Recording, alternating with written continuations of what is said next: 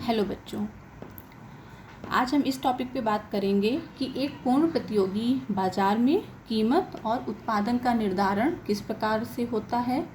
कौन कौन सी कंडीशंस हैं जिनके अंतर्गत पूर्ण प्रतियोगी बाजार में एक फर्म और एक उद्योग कार्य करती है।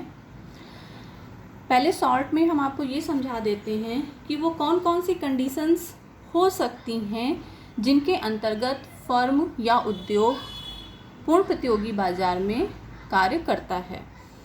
तो दो प्रकार से उद्योग और फर्म का प्राइस आउटपुट डिटर्मिनेशन निर्धारित हो सकता है। दो टाइम पीरियड होते हैं, एक होता है शॉर्ट रन में यानी कि अल्पकाल में, और दूसरा होता है लॉन्ग रन में, दीर्घकाल में। अल्पकाल में और दीर्घकाल में फर्म किन किन कंडीशंस में कार्य कर सकती है। शॉर्ट रन में 3 कंडीशंस हो सकती हैं जिसके अंतर्गत फर्म कार्य करती है। या तो फर्म को साधारण लाभ हो रहा होगा जिसको हम बोलते हैं नॉर्मल प्रॉफिट, या फिर प्रॉफिट भी बोल सकते हैं, नॉर्मल प्रॉफिट। दूसरा होता है असाधारण लाभ जिसको हम बोलते हैं एबनॉर्मल प्रॉफिट।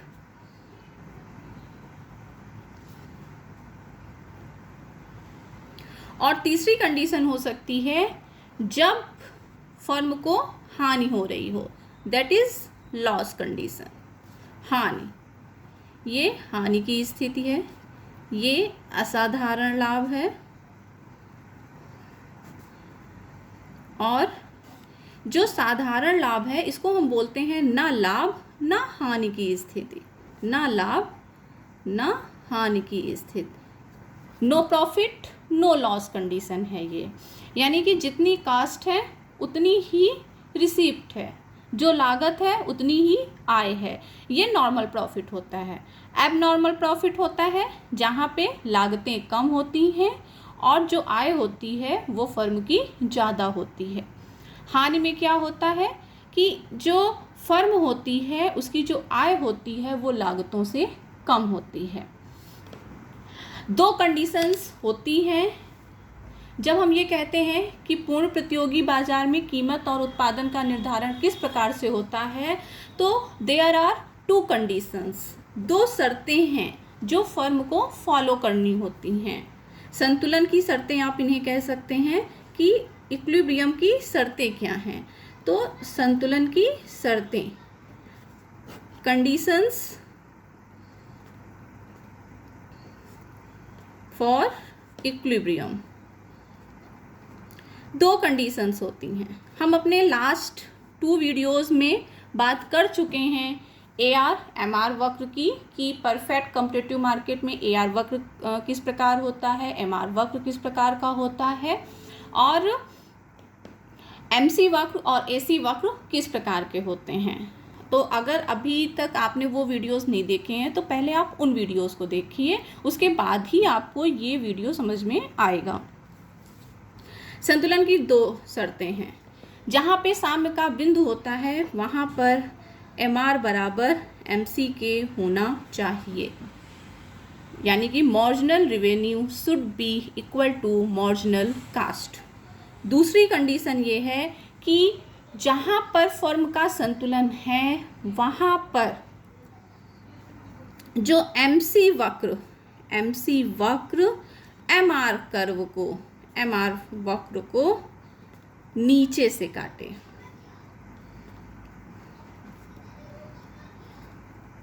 ये 2 कंडीशंस हैं कि पहली कंडीशन है MR should be equal to MC, और सेकंड सिचुएशन या कंडीशन ये होनी चाहिए, ये है कि जो MC वक्र है वो MR वक्र को यानी कि मार्जिनल रेवेन्यू वक्र को नीचे से कट करे।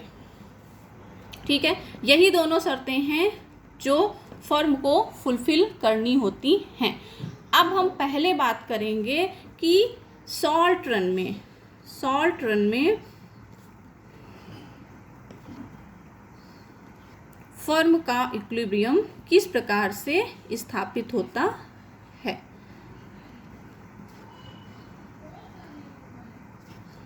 तीन कंडीशंस हो सकती हैं, जैसा कि मैंने आपको अभी पहले भी बताया है। यहाँ पे तीन कंडीशंस हो सकती हैं। फर्स्ट, प्रॉफिट,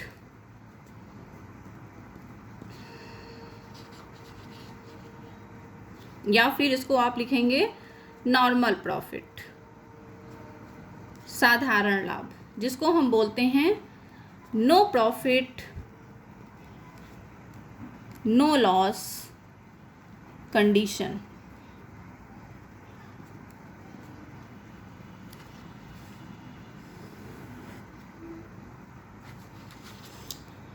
दूसरी स्थिति होती है एबनॉर्मल प्रॉफिट।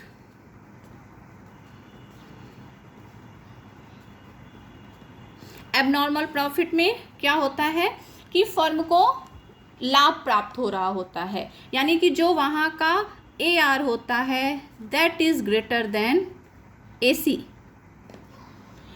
एवरेज रिवेन्यू, औसत आय, ये ज़्यादा होती है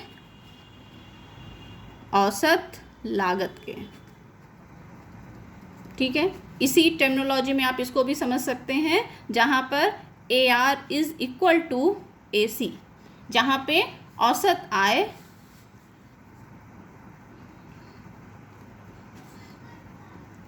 बराबर होती है औसत लागत के। अब अगर आपसे डिफिनीशंस पूछी जाती हैं, आप जब भी इनको एक्सप्लेन करेंगे, जाहिर सी बात है आप पहले इनको एक्सप्लेन करेंगे, आफ्टर दैट आप डायग्राम बनाएंगे।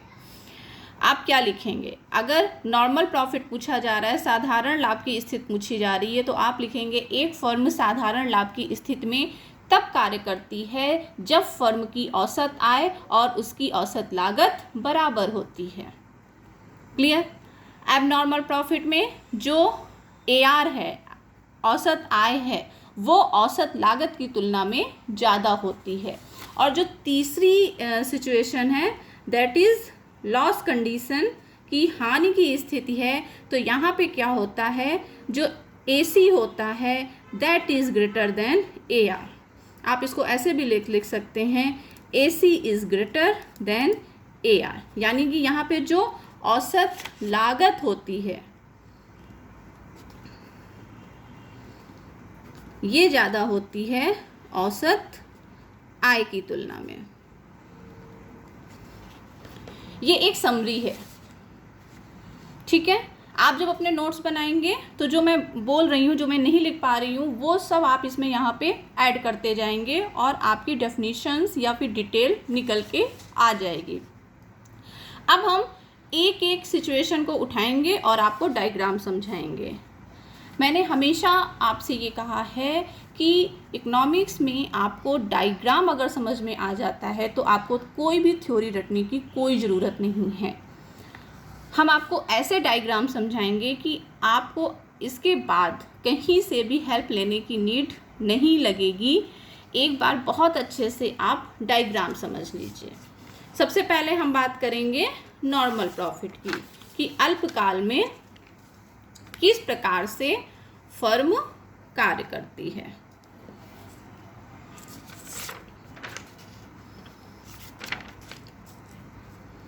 Normal profit, first situation is normal profit.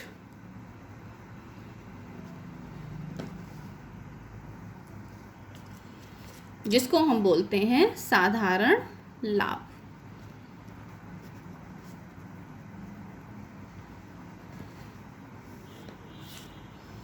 हमने आपको ये बताया था कि फर्स्ट वीडियो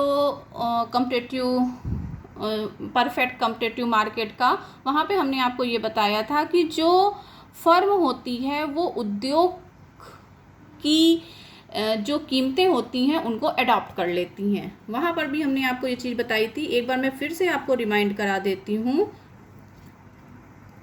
OXY, यहाँ पे हमने दिखाया था डिमांड एंड सप्लाई को, या फिर आप लिख सकते हैं कि यहाँ पे आप आउटपुट भी लिख सकते हैं, उत्पादन। ठीक, और यहाँ पे YH पे हमने दिखाया था प्राइस को।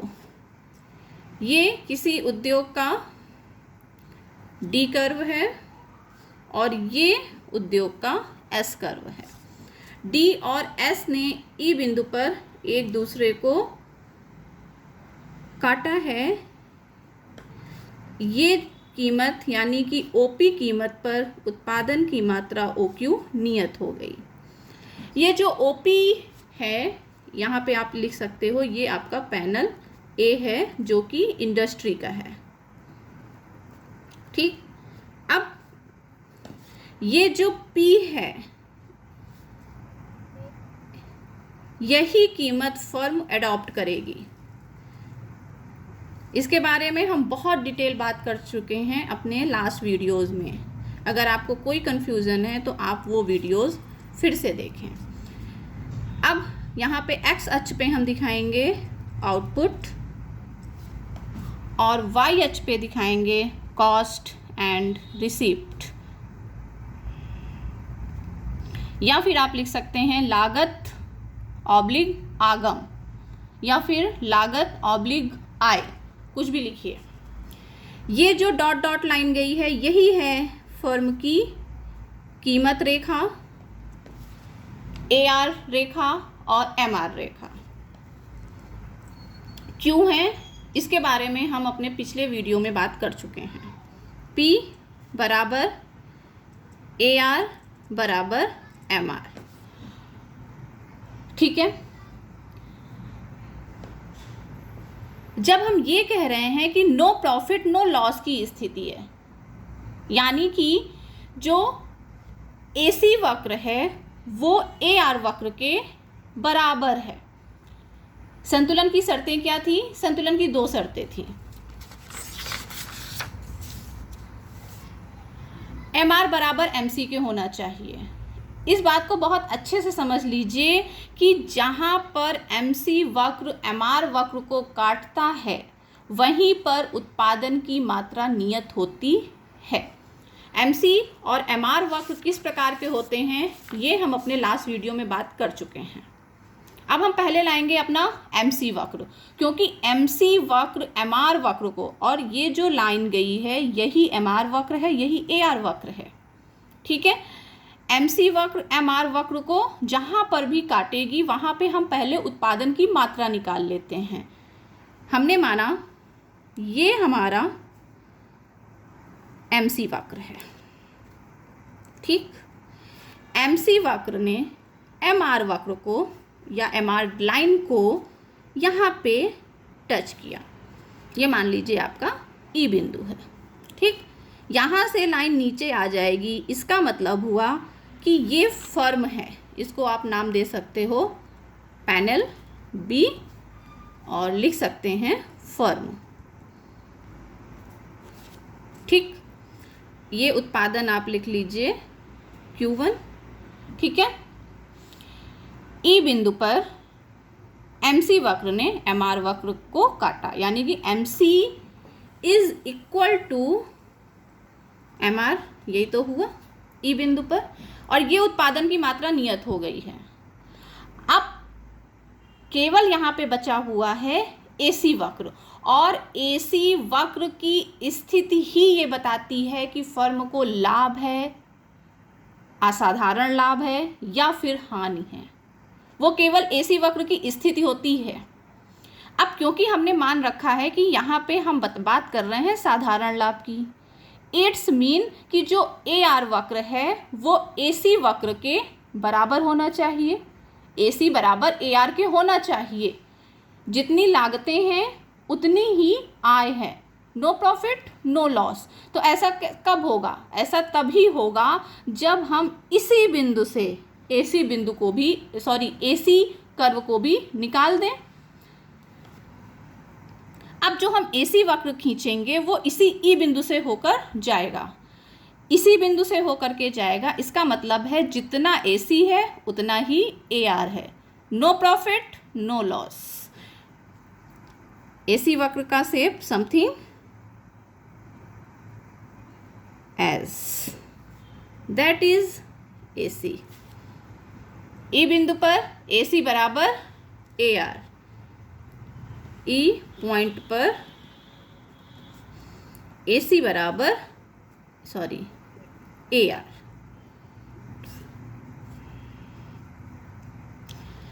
एवरेज कॉस्ट यानी कि जो लागत है वो एवरेज रिवेन्यू के बराबर है। लागत बराबर आगम या आय। No profit no loss. जितना EQ1 यही कास्ट है, आप इसको यहाँ से भी माप सकते हैं। इसको आप अगर यहाँ पे नाम P दे देते हैं तो यही आपका कॉस्ट है, क्योंकि इसी वाई अक्ष पे ही हम लागत को नाप रहे हैं, वाई अक्ष पे ही हम आय को नाप रहे हैं। आप चाहे कहें OP और चाहे कहें Q1E या कहें EQ1, तो EQ1 ही लागत है और EQ1 ही रिसीप्ट है। जितनी आय है उतनी ही लागतें हैं। क्लियर? EQ1 यही लागत है और EQ1 यही आगम है। ठीक है, तो ये स्थिति हो गई साधारण लाभ की। अल्पकाल में फर्म को साधारण लाभ तब प्राप्त होता है जब AC बराबर AR के होता है। अब दूसरी स्थिति की बात करते हैं। दूसरी स्थिति क्या है हमारी? Abnormal profit.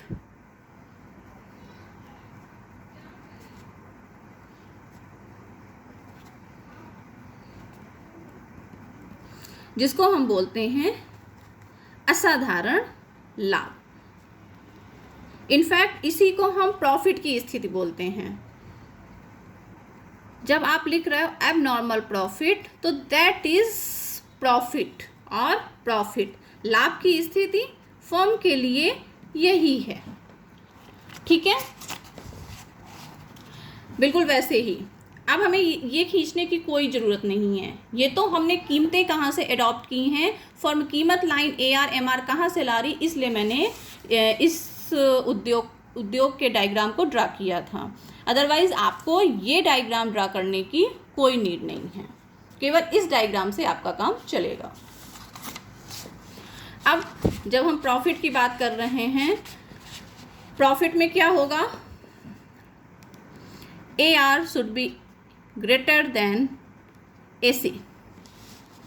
ठीक,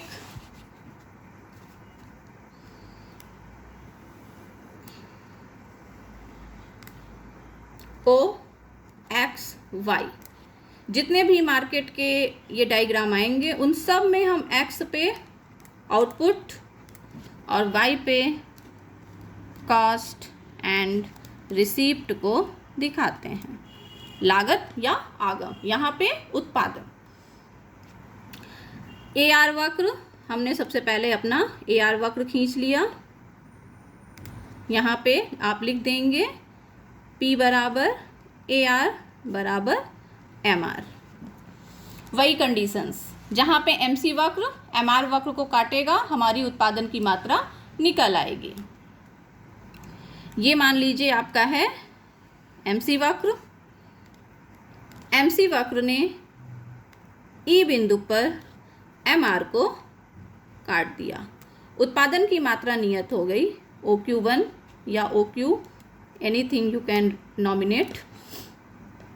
क्लियर? उत्पादन की मात्रा ये नियत हो गई।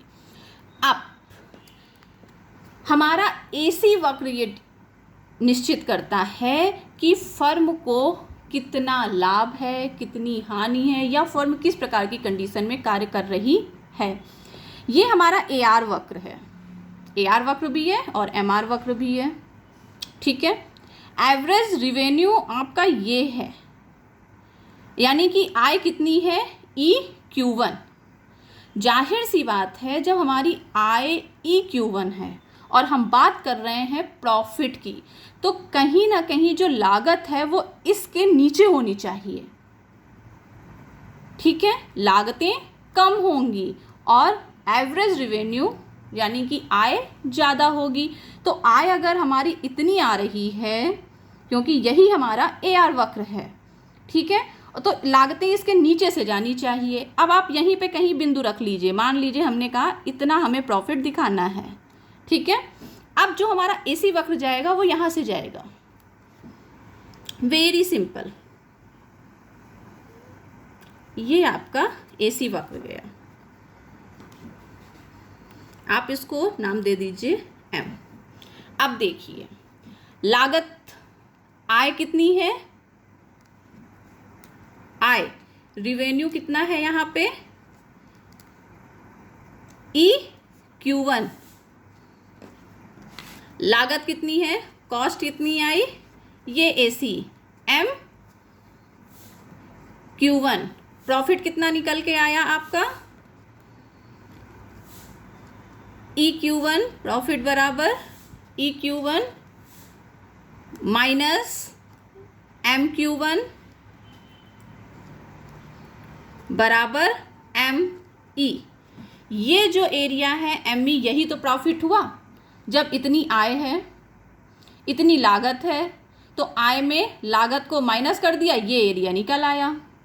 यानी कि एक यूनिट पर, Q1th यूनिट पर, अगर आप यहाँ पे यूनिट लिखेंगे, कितना आउटपुट है, 1 2 3 4 5 6 7 8, मान लीजिए ये 100वीं यूनिट है, ठीक है। ये क्योंकि स्टैंडर्ड इकोनॉमिक्स में हम कभी भी डिजिट 1 2 3 नहीं लिखते हैं, हम उसको सपोज करते हैं।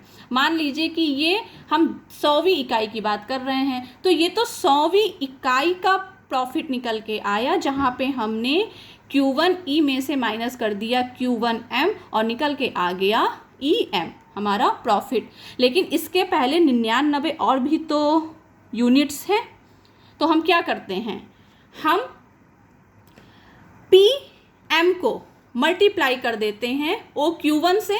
हम कैसे निकालेंगे, जो ये प्रॉफिट है और कितनी यूनिट्स हैं, हम उनको मल्टीप्लाई कर देंगे तो हमें प्रॉफिट मिल जाएगा कि टोटल कितना प्रॉफिट हुआ। तो हम क्या करते हैं, यहाँ पर हम यहाँ पर लाभ निकालने के लिए ये डायग्राम है, आप देखते रहिए इसको।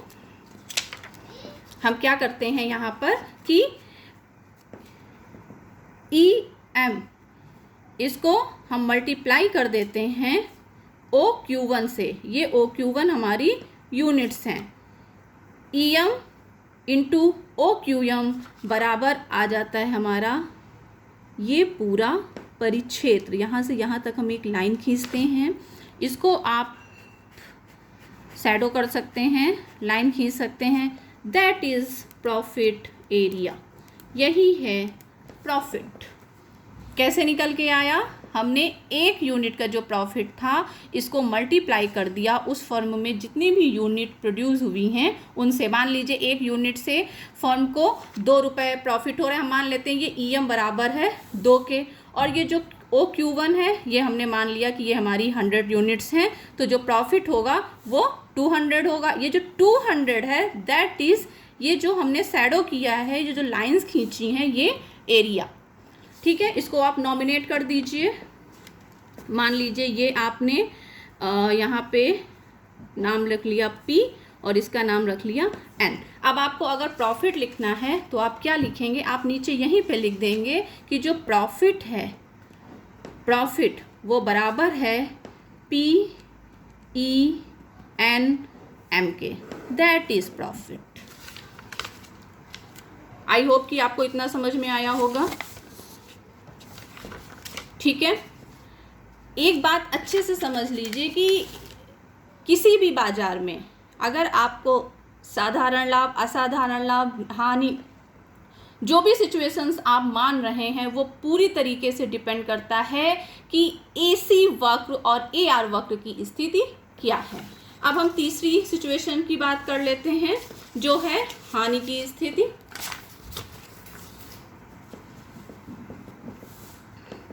तीसरी सिचुएशन है हमारी, तीसरी कंडीशन है लॉस कंडीशन, हानि की स्थिति। हानि की स्थिति में क्या होता है, जब जो एवरेज कास्ट होती हैं वो ज़्यादा हो जाती हैं एवरेज रिवेन्यू के। बिल्कुल वैसे ही हम डायग्राम ड्रा करेंगे।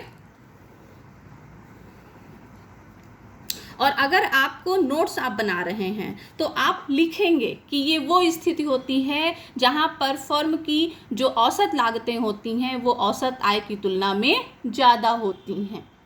ये आप ऊपर लिखेंगे, ठीक है। यहाँ पे आउटपुट, YH पे कॉस्ट एंड रिसिप्ट। क्लियर। बिल्कुल वैसे ही हमने फिर से अपना AR वक्र खींच लिया। P बराबर AR बराबर MR, जहाँ पे MC वक्र MR वक्र को काटेगा, उत्पादन की मात्रा नियत हो जाएगी। ये हो गया हमारा E बिंदु, उत्पादन की मात्रा आ गई OQ1। ठीक। अब देखिए, क्योंकि AR हमारा यहाँ पे है और AC ऊपर होना चाहिए, ज़्यादा होना चाहिए। जब आय हमारी EQ1 है तो लागतें इसके ऊपर होनी चाहिए, तभी तो हमें एक फर्म को हानि होगी। तो हम मान लेते हैं कि वो बिंदु यहाँ पे कहीं है, ठीक है। अब हमारा जो AC वक्र है वो इस बिंदु से होता हुआ निकल जाएगा। ये हो गया आपका AC। उसी के अकॉर्डिंग टू आप शेप MC का दे दीजिए। जैसे ये थोड़ा सा शेप मेरा बहुत अच्छा नहीं आया है, थोड़ा सा आप इसको और राउंड में ला करके दे सकते हैं शेप, ठीक है, कोई बात नहीं है। ये क्लियर। अब इस बिंदु को आप नाम दे दीजिए, कुछ भी नाम दे दीजिए, M नाम दे दीजिए, ठीक है। अब यहाँ पे क्या है, रिवेन्यू कितना है EQ1,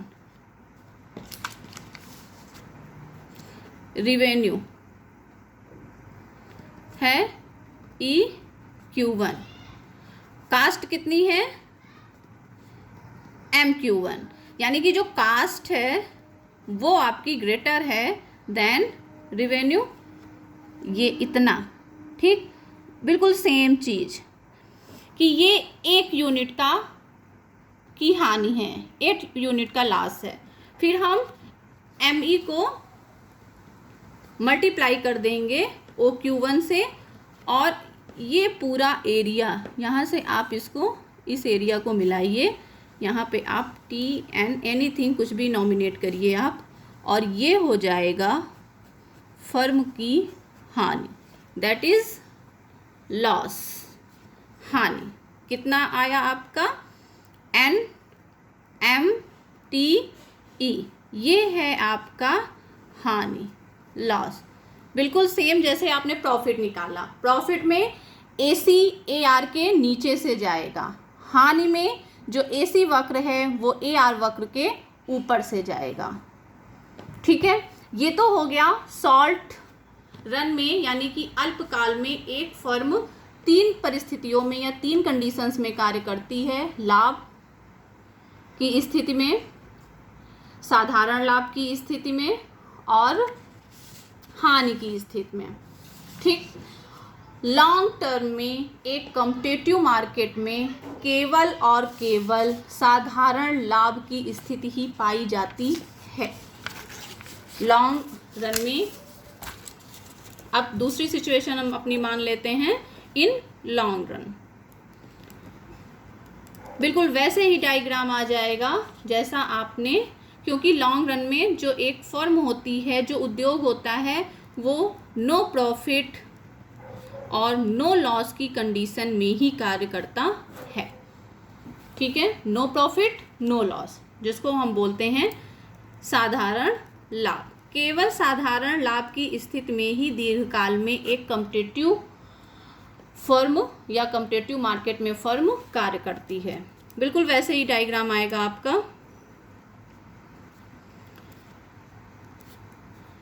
एक्स अक्ष पे आउटपुट, वाई अक्ष पे कॉस्ट एंड रिसीप्ट, ये आपका जो MR AR वक्र है। अब यहाँ पे आप लॉन्ग रन AR बराबर long run M R, L L आप जोड़ दीजिए।